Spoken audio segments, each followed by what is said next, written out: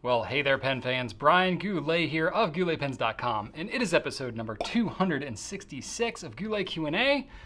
We're now in September. Summer is coming to a close. Summer feels like it's already come to a close because our kids are back in school and we are readjusting to normal life. But before I get into all that, today I'm going to be talking to you about huge nibs, my favorite Diamine inks, and sterilizing your pens, among other things. So, first off, it's Labor Day week. We were closed on Monday for Labor Day, and that always makes it for an interesting week for us because we have a long weekend to catch up from. We ran a couple sales and stuff, so our team's been pretty busy this week, but they're working hard, knocking things out, and we are still readjusting to our new warehouse management system, but largely we have a lot of things worked out, and it's sort of back to normal life for us, but just in a new world order. Our kids are adjusting well to school, so our daughter's in second grade, our son is in fourth grade. They like their teachers. Our son's got like his best friend in his class, so he is loving life. Our daughter is not in the same class as her bestie, so she is having to adjust to that, but she's being a good sport about it. So anyway, that's what's going on the personal Goulet front, and we are just readjusting our schedule a little bit because, with the kids in school, it just shifts our priorities a little bit as parents. So we got that going on. We have some new products that have come up in the last week or so. So we have some new Clairefontaine Art Deco notebooks. This is just one example of one of the designs. It's got the same paper if you're familiar with the Rhodia web notebook. It's just kind of off-white paper, 90 gram, still made by Clairefontaine, but it's just that off-white paper, which they haven't really done off-white in many notebooks before. So that's kind of interesting. 7mm rolling on these, and it's part of the 1951 like Back to Basics series. But they have some cool designs, and it's kind of like a foil look. It looks really, really better in person actually than I thought. And there's a couple different cool designs. They are stitched binding, so they're a little bit, a little bit classier than your typical like Clairefontaine staple bound. And the off-white is kind of interesting. It's a very yellow kind of off-white. That's how Clairefontaine just does it in some of their stuff. So we have a few different designs. They're kind of cool. You should check them out. They're in like the $8 range, I think. What else do we have? We have some Retro 51 roller balls that have come out recently. So we have the Rosie, which is this really cool like steel riveted acid etched pen. Feels really cool in the hand. We have the Discovery Space Shuttle one, some new dog and cat rescue series. It's a new design, the third one they've done. So they discontinued the old one and they redesigned and brought it back out again. And they do donate to some dog and cat rescue shelter organizations with that, so that's kind of cool, as well as the Corsair, which is a different, vintage American plane, so that's kind of cool. And then we have a new pen from Stipula. It's an exclusive of ours. Drew and I talked about it in Right Now on Wednesday, so I won't get too much into it, but it is the Carbon Florentia. It's got some cool things going on. A twill weave carbon fiber, some cast bronze accents with platinum trim, with platinum plating on it, number 6 stainless steel nib, cartridge converter. Pretty big pen, a little on the heavier side, but not too heavy. But really kind of this mix of like new design, kind of technology look with the, I don't know how to use words today, the like the carbon fiber kind of cutting edge, as well as like some of the old world hand carved nature of the designs on the center band and clip. So it's very interesting pen. So we're happy to be able to offer that. Limited edition of 300 for $216. And then we have Diplomat Magnums, which have been really a pretty popular pen, very affordable, coming from Diplomat with Yovo nibs. These are number 5 size nibs that are now coming in extra fine in all of our colors. So we got those in this week. I just tested it. We'll be getting it up on the Nib Nook soon, maybe by the time this publishes. But I did do some writing samples with it. It's hard for me to show actually writing with it real time in Q&A. But this is a 5mm graph grid, and it shows just how fine that line actually gets, which would expect for a European nib to not be so extra fine, but this is really pretty fine. The nib is a bit toothy. It's not terrible, it's not like scratchy or anything, but it's a pretty fine nib, so you definitely feel it on the page. So if that really bothers you, be aware of that. But I think it feels okay, especially given how fine it is. And then you see here especially the line variation is actually pretty great. If you put a little bit of pressure on it, I don't know what they're doing to these nibs, but it doesn't feel the same as like a number 5 Goulet nib or a number 5 Jovo nib from another manufacturer. I don't know how Diplomat's doing it, or if it's, you know, something special they have made, but these number 5 nibs on these Magnums have a little bit of spring to them, and you can get a little bit of line variation, which shows off only that much more in the extra fine. So pretty cool if you're into something where you don't like want a full flex pen, but you want to be able to do a little bit of line variation. I found that even just with some heavier pressure at times, I can get some very natural line variation with my normal writing speed and stuff with these extra fine Magnums. So that's pretty cool. I had high hopes for these. This is the first time I've used it today, like 10 minutes before shooting this video, because we just got them in. But I'm very happy with how they've turned out. So that's pretty cool. And then we have some new Lamy pens that are going to be coming soon. Truth be told, we were hoping to get some in advance to be able to photograph and all that kind of stuff. We haven't gotten them, and basically what we ordered, we're not getting nearly as much as what we'd hoped. So if you were looking for any of the new Lamys, like the Studio Aquamarine, the LX Marron, the Studio LX Black, the Scala Dark Violet, I would jump on it quickly and get it from us if you can. If somewhere else, if you can't get it from us or choose not to, I would go quickly, because I think that we're just not going to see that many of them, and they may not be around all that long. At least on our initial order, it got cut pretty significantly. So, you know, I don't know if that's just like initial stuff, or whether it's like we've had it in the past, like when we had the Studio Racing Green last year. It was like, you know, we got an initial shipment and then that was kind of it, and it was out immediately and it didn't really come back. So we could be in that same situation again. I just don't know. So anyway, those will all be coming soonish. So sign up for the email notification list on those, and Hawkeye our emails. If you can do that, make sure they're not going to spam or anything like that. So there you go. That's some of the new stuff. Got 7 questions for you here today in Q&A, and I will try to move it along. Pen and writing questions. This is from Peptis Gizmo on Instagram. How long does a pen have if uncapped and you're trying to find it? I took this question because I kind of like the way it was phrased. It was just very honest. You know, what if you lose your cap or you lose your pen? Where, you know, how long do you have basically? So basically, how long can you have your pen uncapped? This is going to vary a lot depending on the pen, depending on the type of ink you have. Some inks will dry out quicker than others. But really the long and short of it is not as long as you would with like a regular roller ball or something like that, not even close. You know, fountain pens are amazing. I love them, but one of the biggest compromises you make with a fountain pen is that the water-based ink that's in these pens will dry out, just like, you know, regular water will dry. If you have like spots of water sitting on your desk, they'll evaporate and then there won't be water there anymore. Well, if you leave your pen uncapped and it's not sealed with anything, that water on the nib is just gonna evaporate into the air. So you have a little bit of time, but to have it like flow perfectly and be able to work right away, like 30 seconds, a minute, 2 minutes, something like that, like it's not all that long of a period of time. Like, you know, and it really depends on what it is you're dealing with, but you're talking a matter of minutes, not a matter of hours or days. So really you need to kind of keep track of both your cap and your body. Now, if you are in a situation where it's been a couple minutes, you might be, you know, where you can just kind of shake it down a little bit like this. Not really forcefully, but just kind of like get a little bit of ink to kind of like work its way into the feed, and then you can kind of tap it and it'll work again. It may be where if you have a cartridge converter pen like this, you can just unscrew the body, you know, maybe just twist down the converter, or if it's a piston pen, you can do that pretty easily. You know, force a little bit more ink down, kind of flood that feed, and then it'll get flowing again. If you have a little bit of water, or, you know, if you're near a faucet and you can get it wet, or if you have, you know, just an ink sample vial, you know, that you keep, you know, filled up with water at your desk or something. If you want to be really simple, you can literally just dip it into the water. That'll resaturate any ink that's dried out in the feed, and you can usually start it writing again. You know, it might be a little watery at first as you're doing it, but you can take a paper towel to it or something like that, and then kind of just get the water out of it, and that'll resaturate and get things moving again. You know, or if you have a cup of water, or run a faucet over it for 3 seconds, that'll get it resaturated. There's some people I know that lick the pen. I would not recommend doing that because ink is not really made to be consumed. But I know people in a pinch that have done that.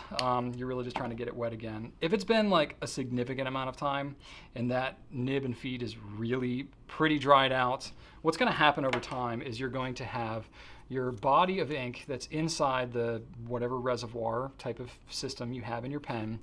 It's going to, it's all sealed up in here more or less. It's all open here, so it's going to evaporate from here, and over time, it's going to dry out in here, and then it's eventually going to kind of dry out over a matter of probably a couple days. It's going to dry out all of the water that's in the ink in here, which ink is mostly water, but you'll end up with some like very, very saturated, almost kind of like sticky dye and other components that are in here that didn't evaporate.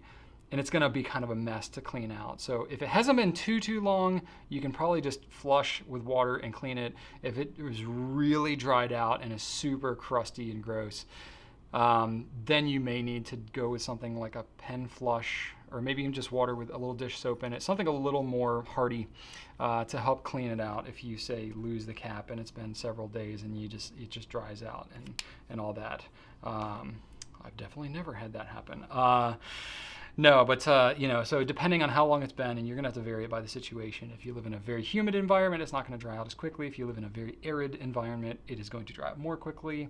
Lots of different factors here, so I can't say specific time frames, but you'll have to clean it to some degree based on how long it's been uncapped. But more or less, it's a good idea to try and keep the cap and the pen body close by. All right, this question is from ZZ Top on Twitter.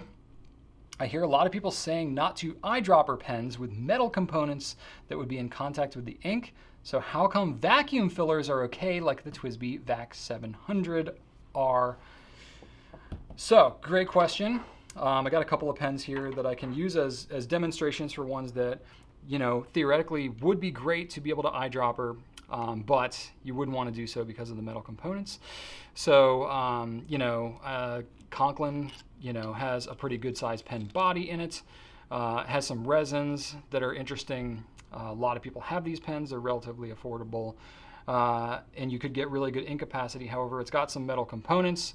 It's also got like a back component here that may or may not be like 100% sealed. That's kind of its own issue. But you got metal components right here. So even though the pen is almost completely resin, it's got metal components right here where on the back of the grip where it joins the body. Similar kind of thing going on here with this Peniter Avatar demo.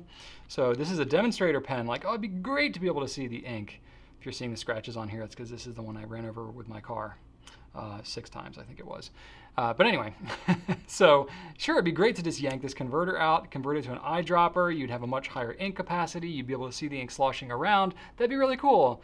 However, you have metal components in here. So you're asking me why it's okay to eyedropper a different pen that has metal components, but not this one. And the answer is very simple. It's a different type of metal. Okay, so here's a TWSBI VAC 700. So the way that these vacuum filling pens work, if you're not very familiar with them, so it has a seal right here.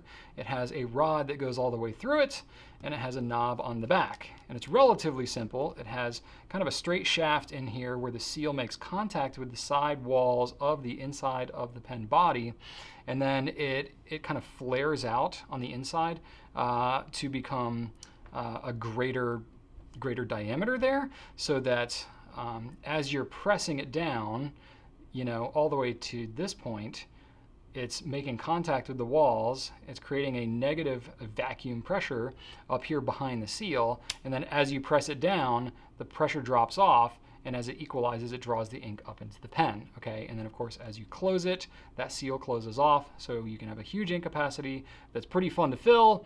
It sloshes back and forth. And it does not have a large ink capacity that is accessible to the outside world should you be traveling around or changing altitudes and have pressure changes going on. It's going to keep it kind of contained back here. So that's a huge benefit of vacuum fill pens. So you're thinking, okay, this metal rod here, why is this any different than the metal that you would have on, say, a cartridge converter pen like this that you would look to eyedrop? Well, the difference is the type of metal. So this is going to be often a stainless steel or a titanium. On different models of pens, there's this one, there's the the Homo sapiens, basically all the Visconti power fillers or double reservoir power fillers. You're going to have it on the Pilot Custom 823 and various other piston filling mechanisms. Conid has it there. So this will often be titanium or stainless steel on these various models, which are corrosion resistant metals, right? So in fountain pen ink, you have water, of course, which most metal can stand up to water, pretty well. But there are going to be other things in there too, biocides, salts, various dyes and things like that can be a little harsher and more corrosive on certain types of metal. That's why nibs are usually going to be made out of stainless steel, gold, titanium, palladium in the case of Visconti's. Nibs they're now transitioning back over to gold, but rhodium, other precious metals like that are corrosion resistant. That's why they work well. But they're precious metals, they're more expensive, especially with certain components like these, like on the back of grip sections, which is usually the thing that will cause the most problems on an eyedropper converted pen if it's made of metal. Because what happens, it's got the threads right here, the converter's got a thread in here. If you expose all this metal, which is usually some kind of aluminum or brass that's maybe plated in chrome or plated in something similar like that, more of a less precious metal, less corrosive metal, then what you're going to be dealing with is the ink will maybe corrode or patina these. It could rust out over time. It could create issues on the threading. It could, any corrosion could get into the ink and not be great for the inside of the pen. And this is going to be something that happens over time. You can eyedropper convert it a couple times and be just fine. But over a prolonged period of time, if you're doing that, it's just not going to be that great for the pen. So it's not something that I, as a retailer, would recommend that you do. The manufacturer is not going to recommend that you do that. Of course, it's your pen. You can do whatever you want. Just like you can drive your car and never change the oil. It's just not going to be good for the car to do that. So it's not going to be recommended from the manufacturer. If you have any metal components that are any type of corrosive material, to expose it to prolonged periods of ink. The nib here is going to be stainless steel. It might be true that other parts of the grip are going to be that metal, but the whole nib is going to be inside a plastic housing. So the nib is going to be, the ink is going to be flowing through essentially a contained area, and the ink is not going to be really making contact with the other parts of the ink, like it would if it was eyedropper converted. So that's really the answer. It's the type of metal that it's made of.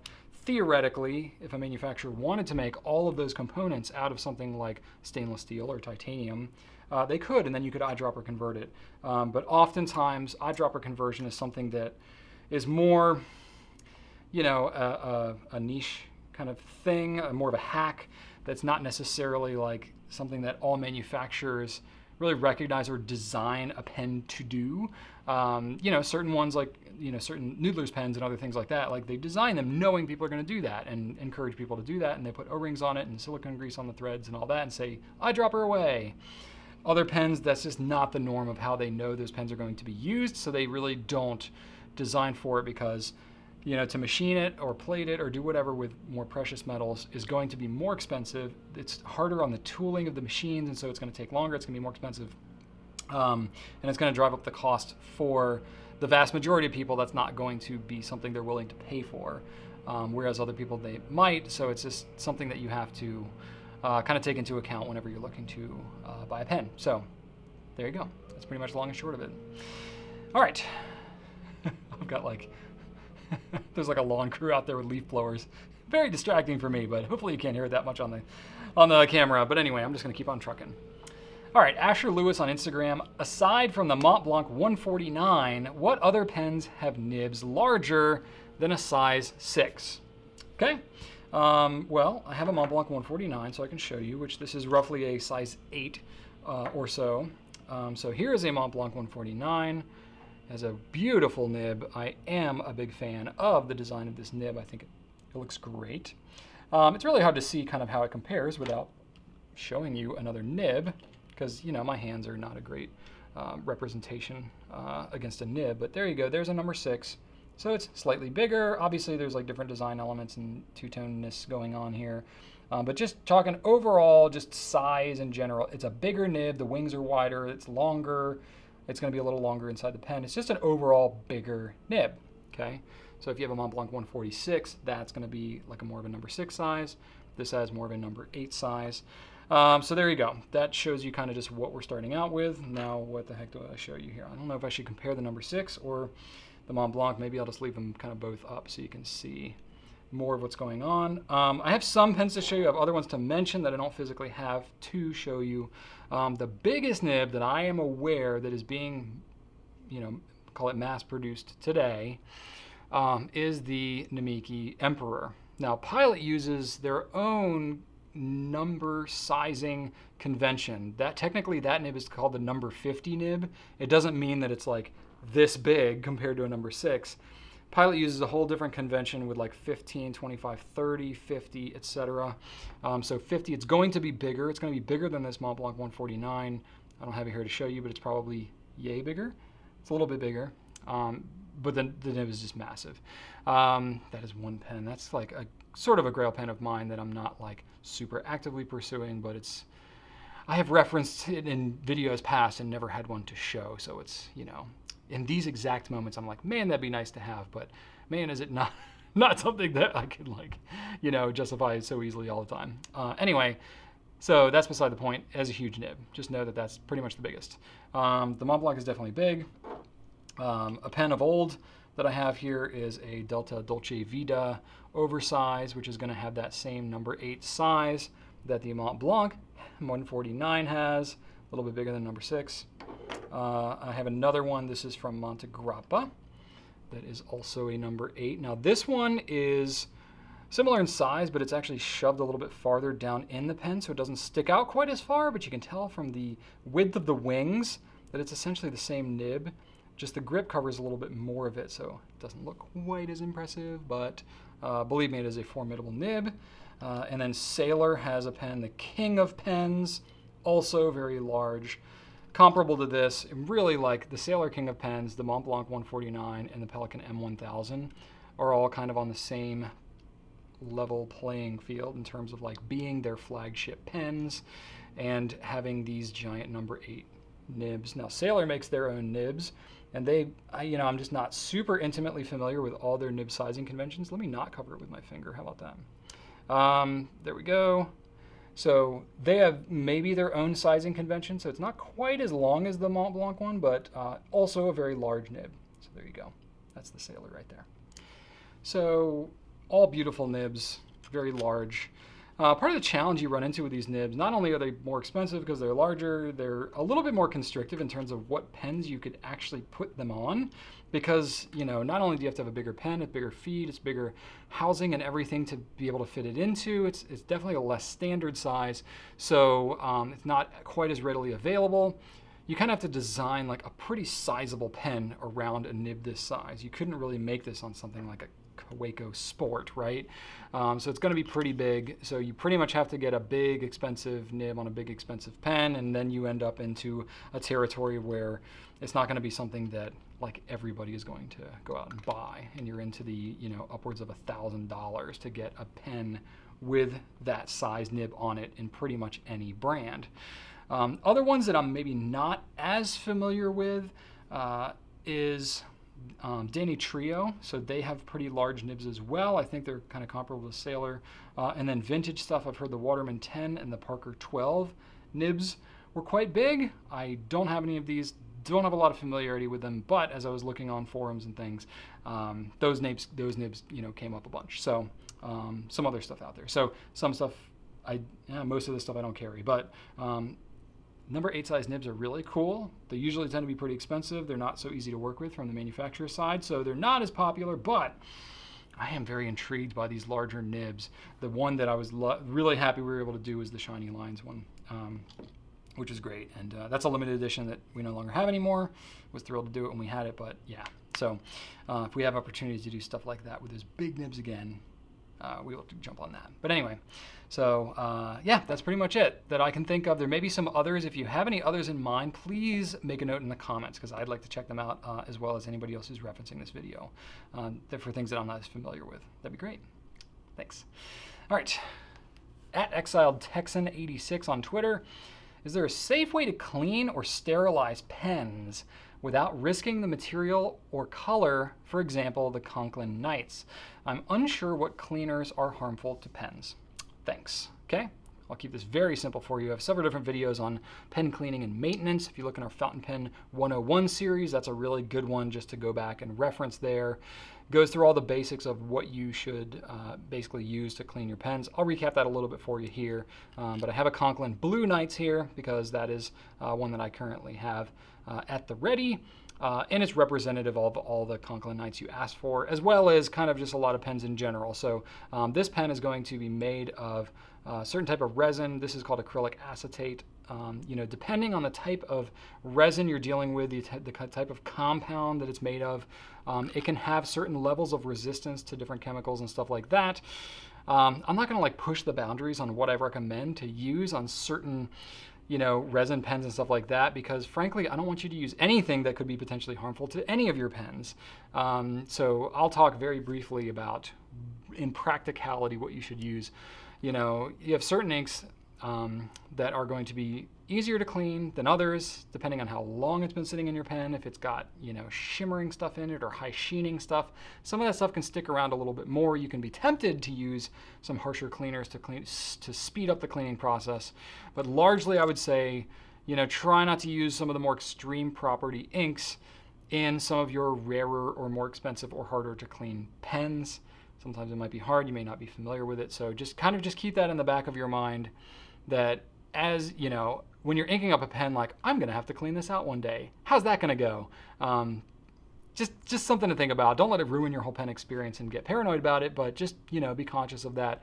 I have certain pens, like certain vacuum filling pens or lever filling, like bladder filled pens that you can't really speed up cleaning them. You got to flush and fill like a zillion times. So I have certain things that I just do not put in those because it's just frankly a pain to clean. I've learned that over the years. You may not be like super familiar with that at this stage, but hey, maybe after watching this video, you'll have a little more familiarity. At least I'm hoping. So you mentioned the Conklin Nights, so I'll talk about this. This is a pretty straightforward pen. There's not anything crazy material-wise to go along with here. Yes, if you're dealing with certain, types of lacquers, or if you're dealing with, pens that have like, engraved with like silver infill or gilding or like anything like that's going to be a whole other level. If you have any type of like celluloids, like some vintage stuff you may have to get more specific into that type of pen.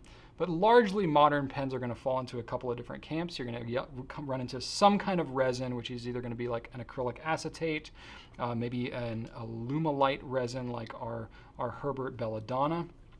A lot of smaller, like independent pen companies like Herbert are using alumilite because you can do some interesting things with those materials. But largely a lot of resins are acrylic acetates. There may be some other ones that are like acrylic celluloid blends. There may be like a full-on celluloid like this Monograppa Shiny Lines. This you just have to use a little more care because it's a more natural material, so it can possibly stain and be more harmful with certain like alcohol-based cleaners and stuff. Obviously, if you have like a demonstrator pen, that can be a little more work to clean out than something that's just like a straight black shiny resin. If you have a matte finish on it, that can be a factor. If you like are scrubbing or polishing it too hard, you can actually shine up the matte finish on certain pens. So you just want to be cognizant of these certain things. But really talking specifically about what chemicals are good cleaners and stuff like that. I'm not a big fan of using alcohol to clean anything on pens. Alcohol and plastic in general is going to be kind of hit or miss depending on the type of plastic and stuff like that. So I would stay away from alcohol-based cleaners. Using, just plain water is going to be the safest bet. Water with maybe a little bit of dish soap. Dish detergent is pretty safe on just about any pen that I've ever used, resin or metal or otherwise. I would maybe look to use like an ammonia-based cleaner. That's pretty commonly used even in like the vintage pen world for cleaning out pens. That's a formula that we've based our pen flush off of, our Goulet pen flush, and most of the other pen flushes I see out there have some kind of ammonia-based cleaner because that's going to be relatively safe. You don't want to just like soak a pen in like straight up ammonia, but you know, using you know, a diluted version of that can be helpful. And then in very specific cases, a diluted bleach can be helpful. Bleach does not often clean most fountain pen inks very well. Certain types of ink, like the Noodler's Bay State series of inks, somehow is formulated differently where bleach actually is the ideal cleaner for that type of pen. But that in general, bleach is not something that you should be using to clean your pens. And especially you'd never want to mix bleach and ammonia because it will make ammonia gas, and you do not want that. It's toxic and you don't want to breathe it in. It will not be good for you. So never mix those two if you weren't aware of that already. Anyway, I would just generally try to stay away from bleach unless you're in one of two scenarios. You're using something like a Noodler's Bay State, or if you have, this is very, very rare, but if you have any type of mold that is in your ink or something, and you have like mold in your pen, like you'll smell it. It smells just like, it smells like old moldy bread, or just like really like terrible, like when you've left a wet towel like in your gym bag for 2 weeks and you pull it out and it looks like that, kind of like punches you in the face. It's not like sort of a chemically, you know, because a lot of ink have biocides in them, and it has a bit of a kind of a chemically smell to them, or it may have kind of an interesting smell because of certain dyes or other components. I mean, when you have a moldy pen and there's like stuff like in there, it is pretty unmistakable. And like you make this kind of, oh my gosh, like you can hardly, like that's your reaction. It's not like, I think I smell something. It's like, oh, okay, wow, that smells putrid. Then a bleach would be appropriate. That's really the only sterilization, so to speak, that would ever really be appropriate for your pen. You know, it's not a medical device. You know, you're not ingesting anything that you're doing with this. So really, you don't need to be sterilizing these things unless you have some kind of situation where there is a mold that happens in your pen, which again is very rare. Does not happen all that often, especially with modern ink, because most of them are formulated in such a way where it really does not promote mold growth. Anyway, it can happen in some circumstances. I hear about it every now and then, but again, very rare. So that would be appropriate to do like a diluted bleach solution, kind of soak it, soak it, flush it through, and then always clean it with clean water after the fact to get any cleaner, a pen flusher, or bleach, or anything like that you're using, dish soap. You always want to flush it with clean water after you finish that whole process, and then you're going to be in pretty good shape.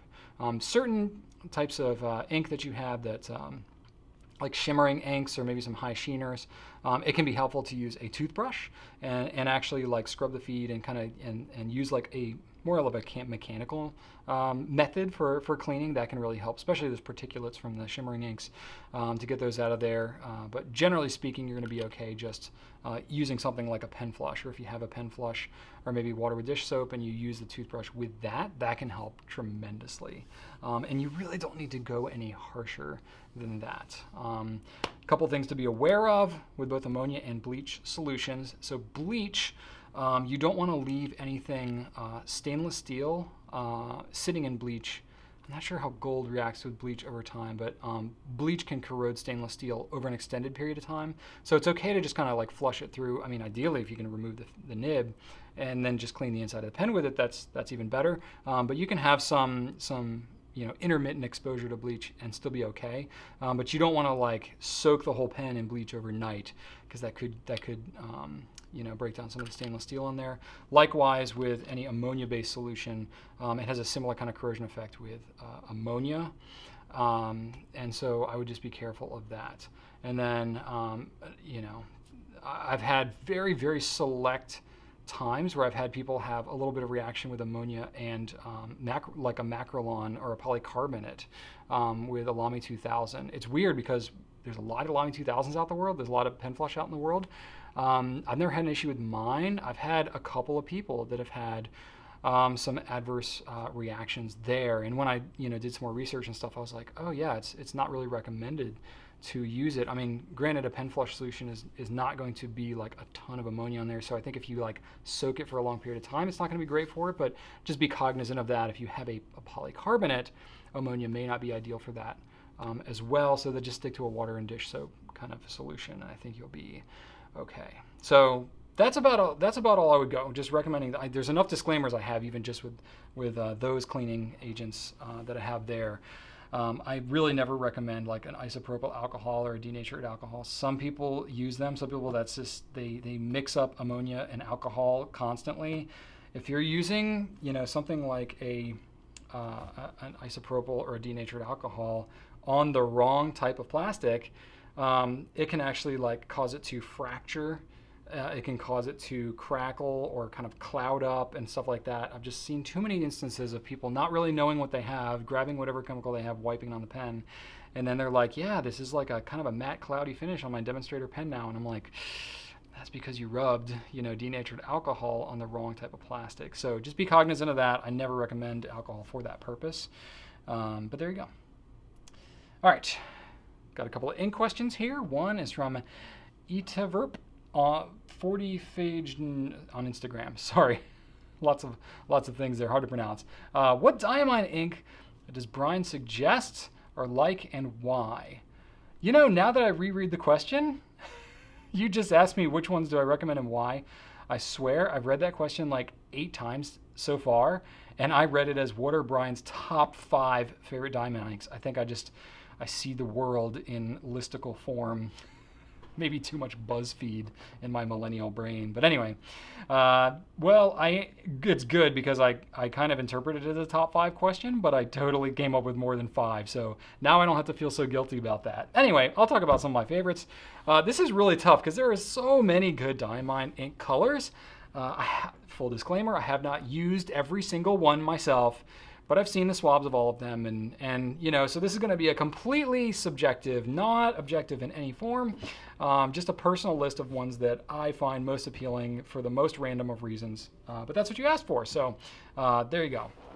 There are a lot of good ones actually. If you can take my opinion for what it is, but actually, if you go, you can go and click on Bottle Ink in the top nav on our site, and then you can use the search filter on the left side. I think this is the left side for you looking at me. This is my right side, it's weird. On the left side on the page.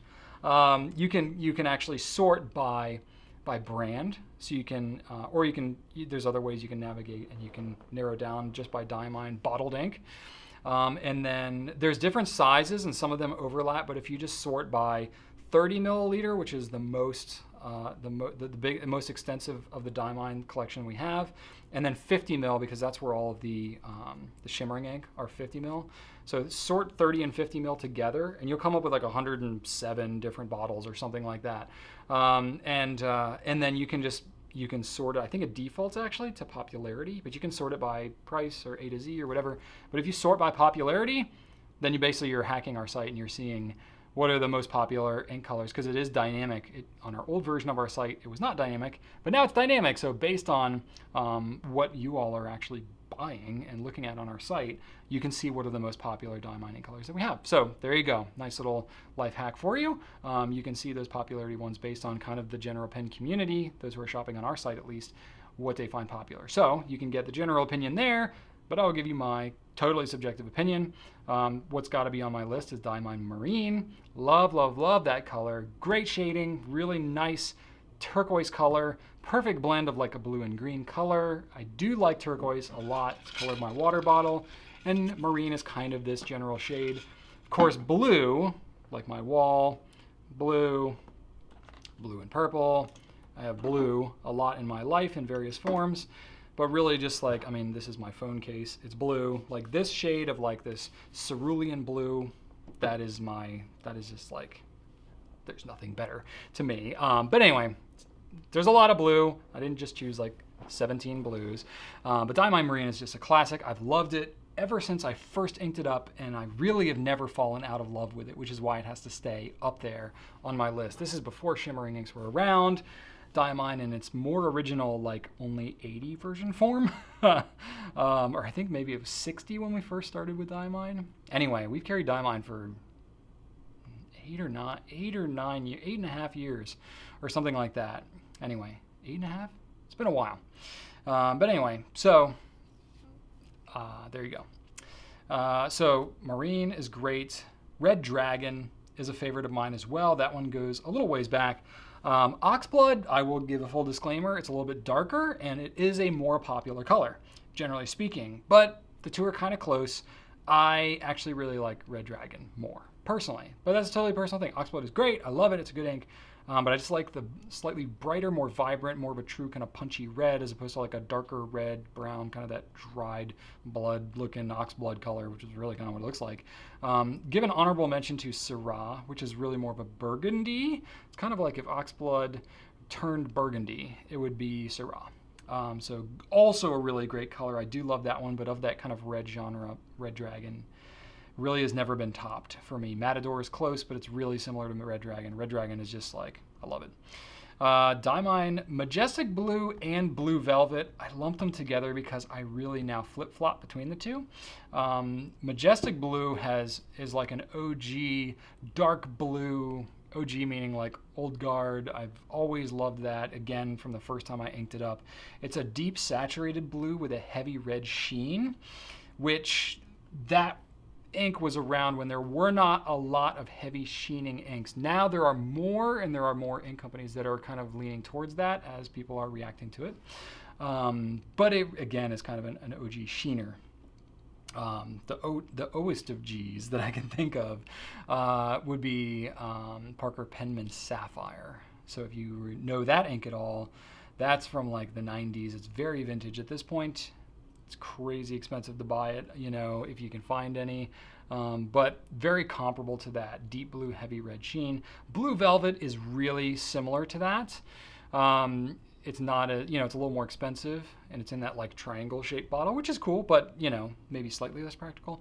But Blue Velvet, it's a little more vibrant. So I really debate because I love, you know, Majestic Blue has been one of my favorites for such a long time. Blue Velvet, I have bottles of both and I use them interchangeably. Blue Velvet's a little more vibrant, which I also really like because it's kind of truer to the cerulean that I love so much. Also a heavy red sheener. So it's kind of a toss-up, but I'll mention both of those.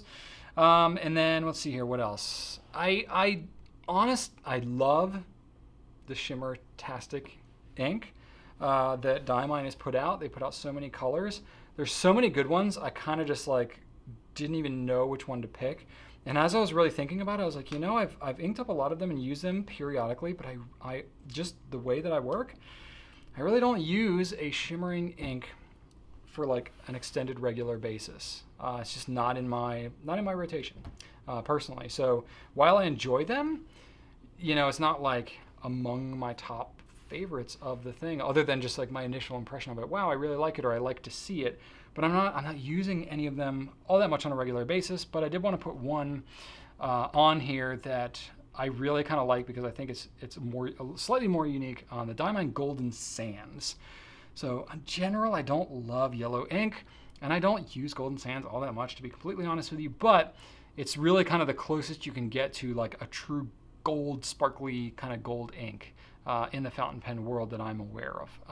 So for that reason, I like it, and the gold sheen shimmer comes out really heavily, and it's really just kind of a cool, unique ink. So that one I really like a lot. There's a lot of like blues and turquoises with various sparkly bits in it that I also enjoy, but Golden Sands, I kind of arbitrarily just picked that as my favorite of the moment.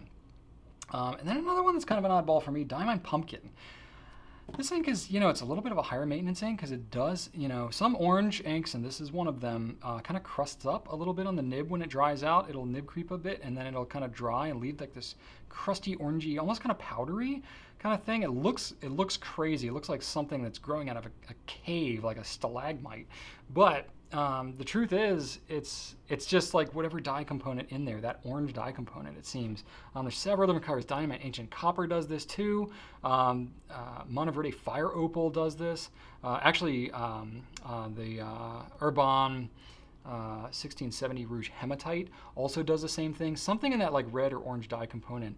You get that kind of crusty effect that happens on it. You can honestly just wipe it off with a tissue or a paper towel, or you can just clean it, you know, get it wet, and it'll just like completely rinse off. It doesn't do any harm. It just looks kind of crazy if you haven't used the pen for a couple of weeks and it's like this like crusty like rock formation growing on your nib. You're like, ah, what is this? And then you just wipe it off and you're right within. You're like, oh, it's fine. So anyway, Diamine Pumpkin will do that. but it's such a great orange. It's like, it's not too dark, it's not too light. It's vibrant, but not like punch you in the face, bright orange. Like, it doesn't feel like I'm writing with a highlighter. It's really that, it really looks like the color of like a nice hearty, you know, harvest pumpkin fall, you know, it just really reminds me of that. So I do kind of like that. So anyway, those are some of my top colors. I'll give an honorable mention to Diamine Ancient Copper. It's a super popular color. I don't use brown inks all that often, but it's kind of this brownish, copperish, orangish kind of color. It looks really cool. And it's very popular, so I have to mention that one. But I just, I don't use it all that often, but it is really cool. So anyway, those are some really good Diamine inks. I'm sure you have opinions. Please share them about those. But those are some of the ones that I just kind of end up gravitating to over and over again, is those. All right, 2 more questions. Doing well. So this is from Tyler V. Excuse me. Tyler V on Facebook. Tyler says, I'm an artist who's becoming obsessed with ink chromatography, and I find it interesting but understandable that most fountain pen users and even experts seem to not know much about this aspect of fountain pen ink. That being said, is chromatography something that you pay any attention to in inks? And if so, can you recommend the ones that you find most interesting? So, truth be told, I don't really know that much about chromatography. I've been asked about it periodically. I've seen people do it. You know, it's just some things in life you just have a harder time learning and understanding than others. Like, for example, I'm really, currently at the moment, really kind of obsessed with puzzle solving, Rubik's Cubes, and I have all kinds of, you can ask Rachel, I have all kinds of dodecahedrons and other crazy cubes. I can solve those. You know, I have to watch some YouTube videos and kind of learn the algorithms, but I can solve those with a relative degree of ease, you know, and I just kind of understand how they work. You know, I can flip them around, I learn them, I'm very tactile, so that kind of thing is very easy. For me, things like certain sciences, like chemistry, I always struggled with a lot. I have a hard time with just rote memorization and certain scientific things. I did well in school to a certain point, but then once I started to get to like biology and chemistry and all that, I really struggled. So when I get into things like chromatography, and basically if I Wikipedia something in the fountain pen world, like chromatography comes up, I'll type it into Google. Wikipedia is usually one of the top things. I'm like, let me learn a little bit more about chromatography. I start to read it, and then when it shows like the diagrams with all the different like elemental like chain reaction type things, and it's got H's and C's and negatives, and you know, it's like this string of characters and numbers, I immediately am just like I'm lost. And I try to study it, I tried to understand it, but literally, I mean, I spent years in school trying to understand this stuff. None of it stuck. I don't remember a single thing, and I can't just like, it will not like go into my brain. So that's the reason I don't really focus on chromatography, because I don't really understand what the heck it is. But anyway, some of you might. You may be engineers and chemists and, you know, maybe much more oriented that way, and that's awesome. I'm super grateful for people like you, because otherwise I would probably be dead right now, because I wouldn't have any of the scientific advances that would allow me to be who I am. But anyway, so chromatography, this is going to be like a super crude explanation of it with my limited knowledge.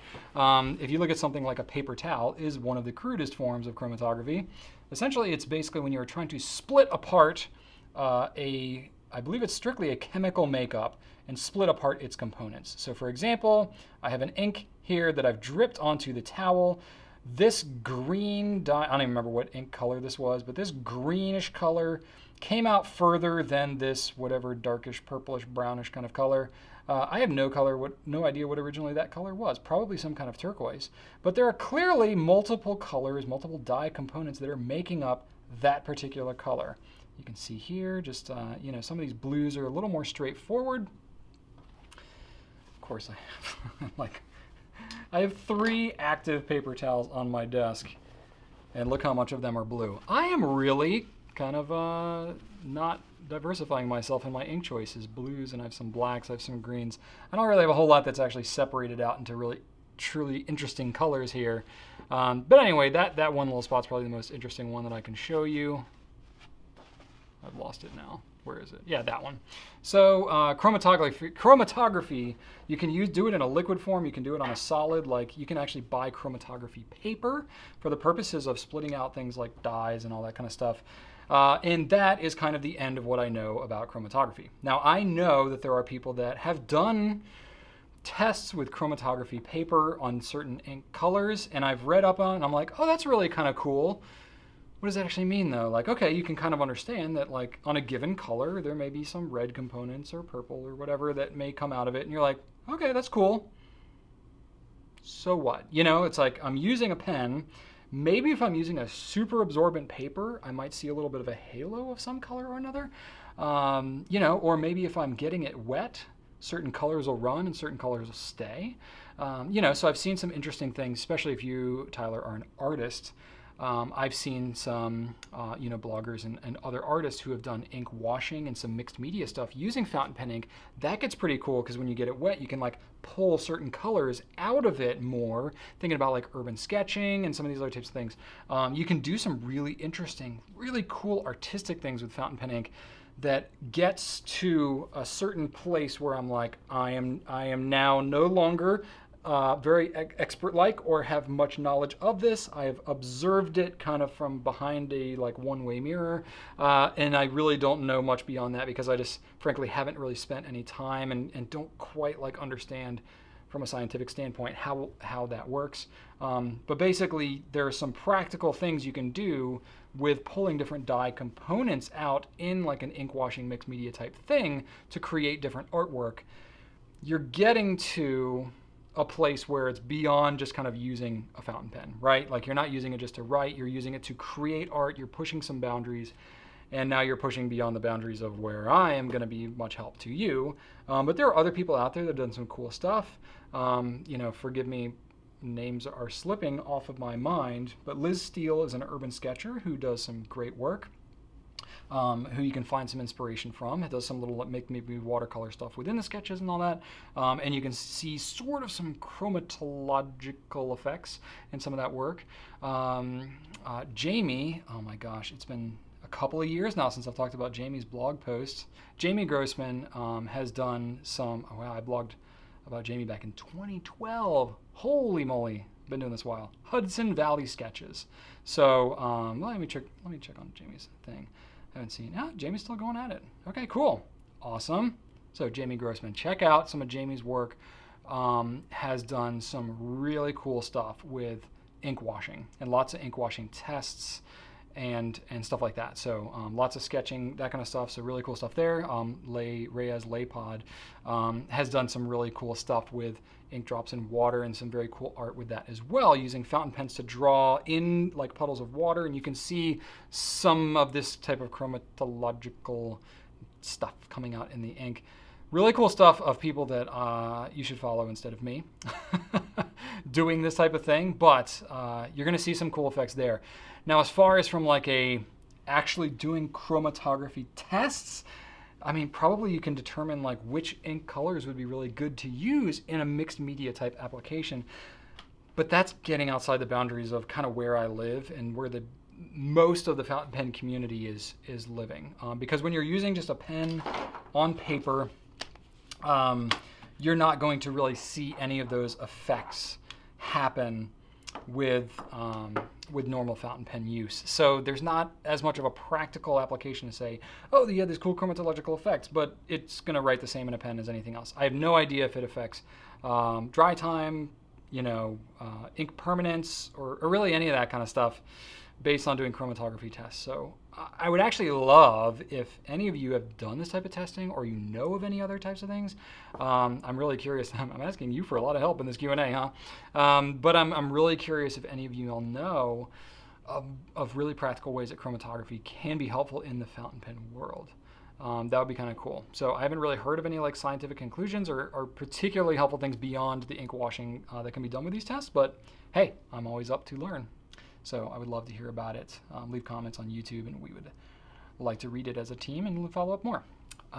Okay, one more question for this week. This is a business question from Johnny Q1 on Instagram. Who gets to decide on the content of your social channels and YouTube?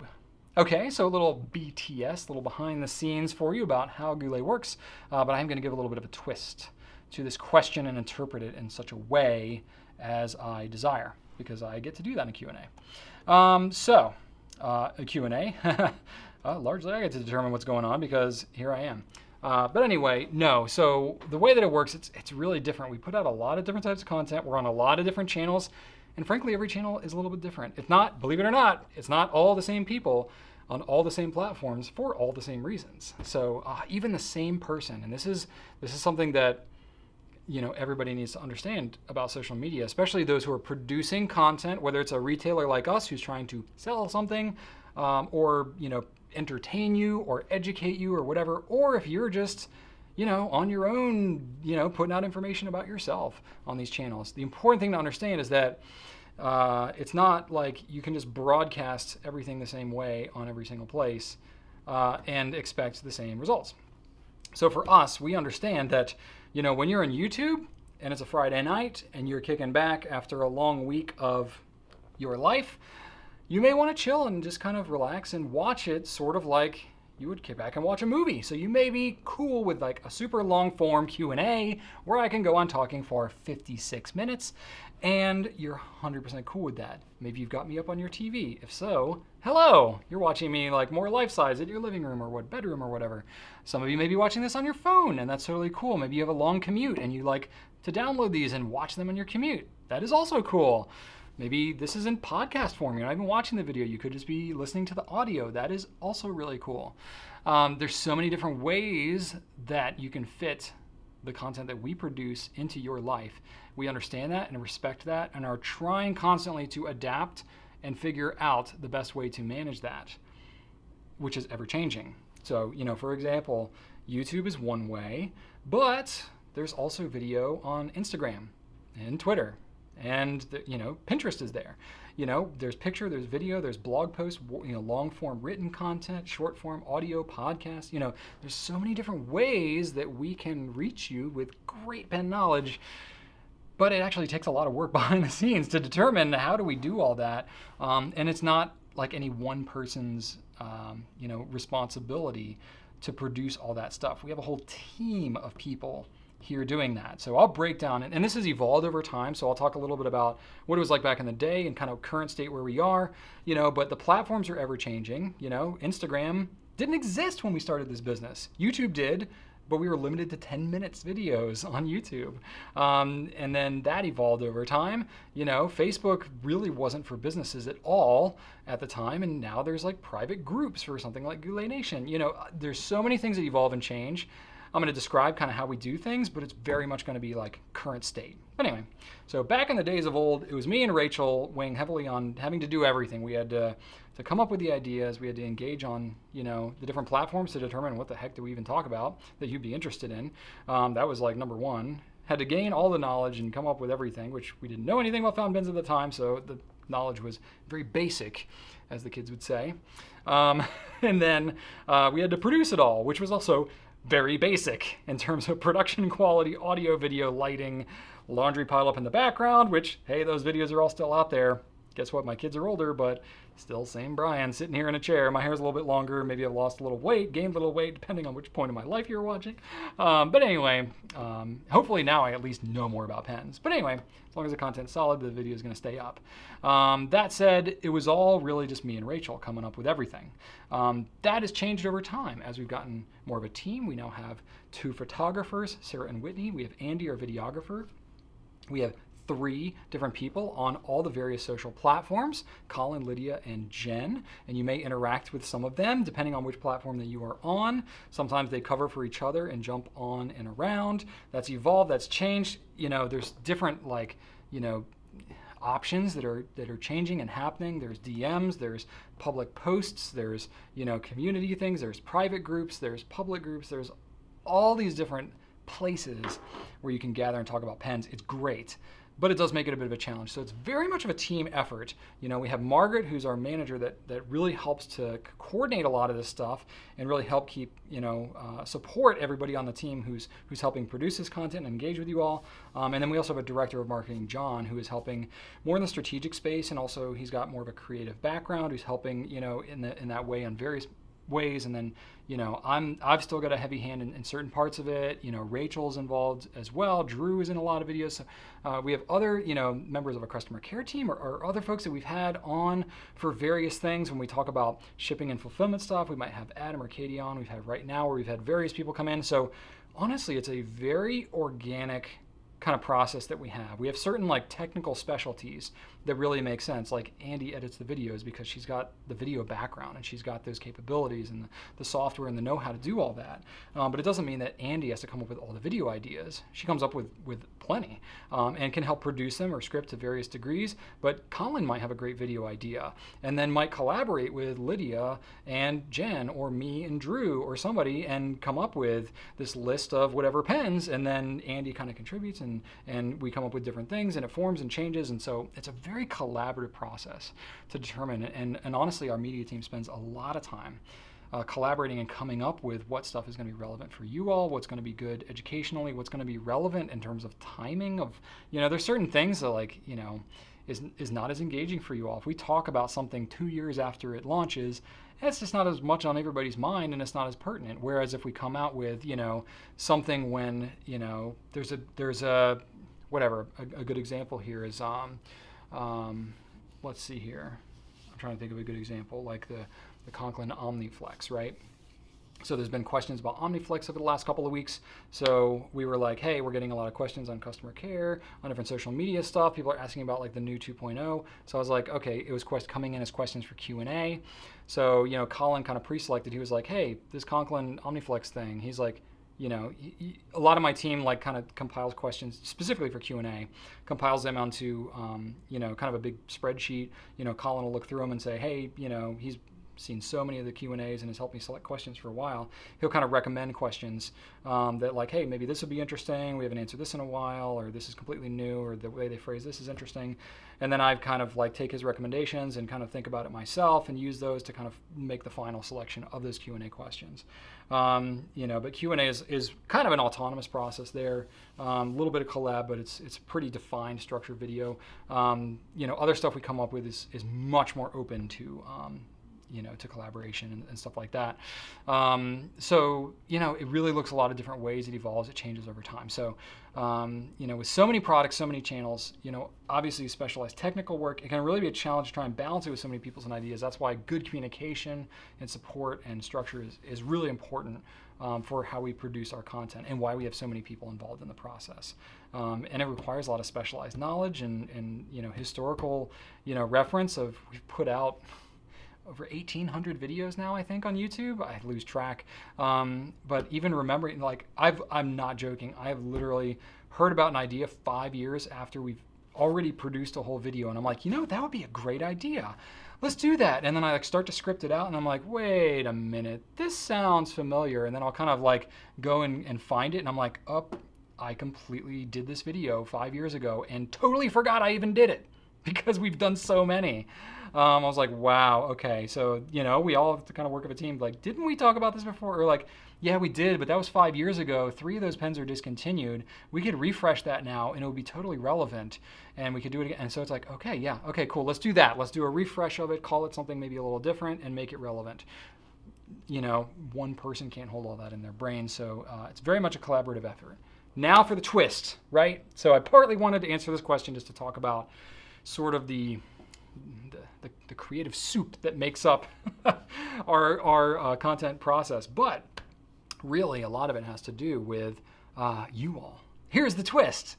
As much as we and our team have all these great ideas and want to do all these different things, if none of you all care or watch it, or we're completely missing the mark on what we're producing, guess what? It's going to fall completely flat and we're not going to do it anymore. So ultimately, you all are the ones that decide what we put on our social channels and YouTube, because we are all doing this for you. You are supporting us in, it's a very relatively straightforward operation here. We have, as a business, we have one sales channel, which is our website. We don't sell on Amazon, we're not on eBay, we're not on any of these other things. We don't have any other subsidies, or we're not, manufacturing and shipping overseas. You're buying products from our website. That is our one sole sales channel as a company. everybody that's in this building, all the electricity for the building itself, the rent and all that kind of stuff is all paid for by you buying stuff from us, right? So it's a very, obviously it's somewhat of a transactional relationship in that nature, but we put all this content out for free. Like, we do not charge you for any of the content, and it's all out there. We are just pumping it out constantly, really on the effort of goodwill, that we know that if we are doing a good job putting out relevant, informative, entertaining, relational, supportive content that shows our personalities and kind of who we are, and we get to share in sort of a relationship with you, in a way that most businesses wouldn't share, that you all are going to feel something different than you would in a different transactional relationship, maybe from another place, and you're going to support us. That's how it's been for 10 years now, almost, as we've been doing this, and it has proven to work well for us so far. So the thing that we are tasked with in creating our content is making sure that we are continually creating things that are relevant for you, because ultimately, if we are not relevant to you, you're not going to pay much attention to us, you're not going to watch us anymore, and then ultimately you're gonna, maybe not intentionally, but just not really pay as much attention to us, or maybe you'll kind of fall away from pens in general, and we would, as a business, just kind of slowly shrink away and disappear into oblivion. Not to like freak you out, that we're not going to let that happen, but that is kind of how it all works. So we take it as a responsibility upon ourselves to provide you with the most comprehensive education, exemplary service, and products we believe in, which is part of my mission statement. But really, that comprehensive education is really a huge, huge, huge part of this whole content thing. So we are continually thinking about better ways to do that. And as the social media channels evolve, as you all evolve, your needs, the fountain pen community evolves, and everybody that we are interact with in terms of manufacturers, distributors, suppliers, all these types of things, we take all that into account and say, okay, how can we best do what we do to serve and add value to your life, where you will, reward us with your attention. That's largely what content production is all about. So there you go. There's your twist ending. You all are choosing, maybe not like directly, like day by day, but over time, you are directing what content we are producing through your attention. So we love getting feedback. We love getting comments, like, subscribe, shares, all that kind of stuff. Some of that can get a little, we can look at how many views we have on a video and feel really good about ourselves. Ultimately, though, it's really how much value is it adding to your life in a meaningful way that allows you to have a relationship with us as your fountain pen supplier. So that's really kind of how it all boils down to it. So we're honored to be able to do this with you and serve you in this way. And I've been doing it for 10 years now, and I still get jazzed up about talking about it, even at the end of an hour-long Q&A, when, frankly, I didn't get enough sleep last night, but that's neither here nor there. Still, it's just in me, and it's in our team, and we are so grateful to be able to do that for you. So please continue engaging with us and telling us what it is that you want to see. There you go. I've now given you like 4 or 5 questions in Q&A that I want you to give me responses to. So I'm hoping we have a ton of comments on this YouTube video. But anyway, my question of the week for you this week, I was thinking about like taking one of these other ones and turning it into the question of the week. And that's sort of what I've done. So my question of the week for you is, what are your top 5 favorite inks right now? Not just limited to Diamine like the question I took, but I'm gonna broaden it a little bit. Just top 5 in general, top 5 favorite inks right now. You don't have to rank them like 1 to 5 if you don't want to rank them that much. That's fine. If you want to, that's great. But I'm just really curious, what are your top 5 favorite inks? Because there's so many of them. I would love to know what you are really enjoying at the moment here in early September of 2019. I am really grateful for you watching this. If you're watching Q&A this late into it in episode 266, you are somebody special to me. So I hope you have an awesome weekend if you're watching this on Friday when it releases. If you're watching it at some other random time, I hope you have an awesome other random time. Thank you so much for watching. Be sure to check out a lot of what we talked about here on gouletpens.com. Your support is what keeps us doing all this. Hope you have a great time. Thanks so much for watching, and right on.